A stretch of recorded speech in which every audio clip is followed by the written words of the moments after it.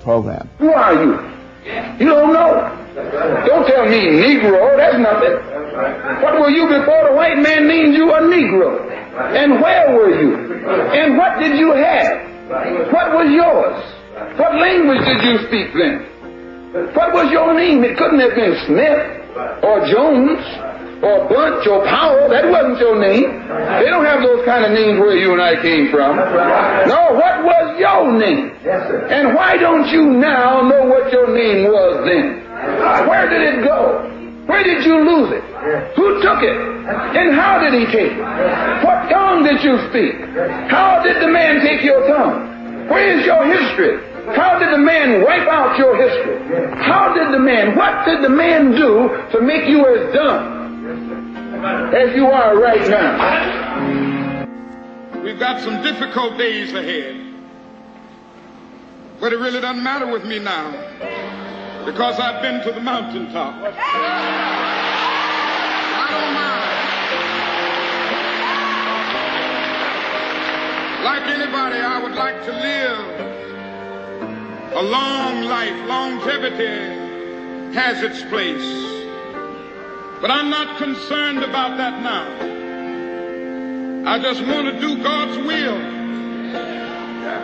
And He's allowed me to go up to the mountain. And I've looked over and I've seen the promised land.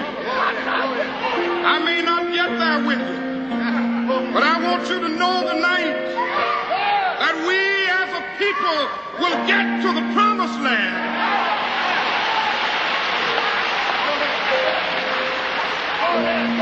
So I'm happy tonight. I'm not worried about anything. I'm not fearing any man.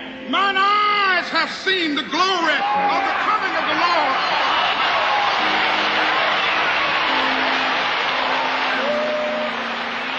And going into Iraq and Afghanistan and threatening Iran is the worst thing we can do for our national security. I am less safe. The American people are less safe for this. It's the policy that is wrong. Tactical movements and shifting troops around and taking in 30 more and reducing by 5, totally irrelevant. We need a new foreign policy that said we ought to mind our own business, bring our troops home, defend this country, defend our... I'm saying we should take our marching orders from our Constitution. We should not go to war. We should not go to war without a declaration. We should not go to war when it's an aggressive war. This is an aggressive invasion. We've committed the invasion of this war, and it's illegal under international law. We are Virginia Tech. The Hokie Nation embraces our own and reaches out with open heart and hand to those who offer their hearts and minds. We are strong and brave and innocent and unafraid. We are better than we think and not quite what we want to be. We are alive to the imagination and the possibility. We will continue to invent the future through our blood and tears, through all this sadness. We are the Hokies. We will prevail. We will prevail. We will prevail. We are Virginia Tech. That civility is not a sign of weakness, and sincerity is always subject to proof. Let us never negotiate out of fear, but let us never fear to negotiate. When we first was brought to America, we were robbed of all knowledge of ourselves. If I said, here comes Mr. Chang Chung, you'd picture a Chinaman. If I said, here comes Mr. Khrushchev, you look for Russian. If I said, here comes Mr. Goldberg, you look for Jew. If I said, here comes Mr. White Cloud, you look for Indian. If I said, here comes Mr. Castro, you look for Cuban. Here comes Mr. Lumumba, Mr. Kenyatta, you look for African, a black man. Now, what's your last name? I mean that shit, because these white folks see us as thugs. I don't care what y'all think. I don't care if you think you a lawyer, if you a man, if you an African American, if you whatever the fuck you think you are. We thugs and niggas to these motherfuckers. You know? And until we own some shit, I'ma call it like it is. How you gonna be a man and we starving? You know? And you can walk by 5 different houses, ain't a man in either one of them motherfuckers. How we gonna be a man? How we gonna be African Americans? And we out here dying. We thugs and we niggas until we set this shit right. Trust me when I tell you that shit. Young black males out there identify with thug life, but I couldn't handle it. I could handle it, but not right away.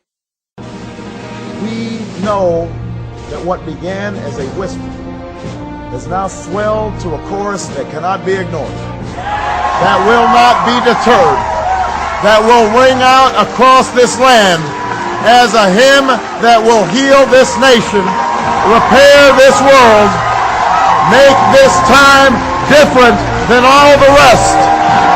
Yes, we can. Yes, we can. Yes, we can. Yes, we can. So we always say in the Black Panther Party that they can do anything they want to us. We might not be back. I might be in jail. I might be anywhere. But when I leave, you can remember I said with the last words on my lips that I am a revolutionary.